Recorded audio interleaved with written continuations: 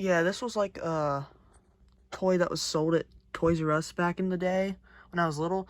I think I took this, the one time I took this thing to school when I was like 7 for show and tell. But, yeah, this thing's pretty cool. It's pretty nice looking. You can either have the choice to put stickers on it or not to put stickers. It's like a West Coast Customs car, and like it has like the West Coast Customs stickers on it and stuff that could come with. It's pretty cool. On the bottom it says West Coast Customs, and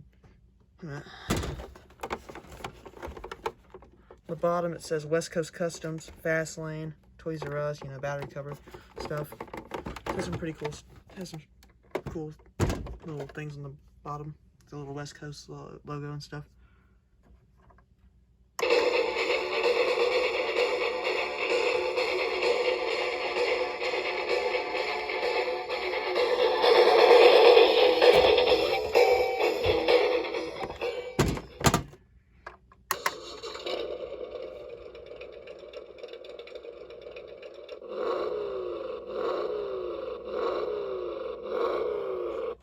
And then it has like a little switch right here, which you can turn it from off to on. So it'll go into dancing and driving mode, which is pretty cool.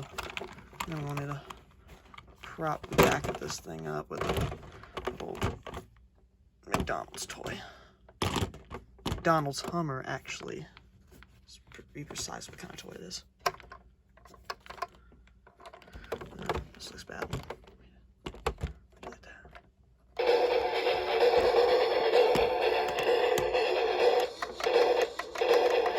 Why is it not driving? I swear, this thing. There it goes. Must have low batteries or something. It's being really weird.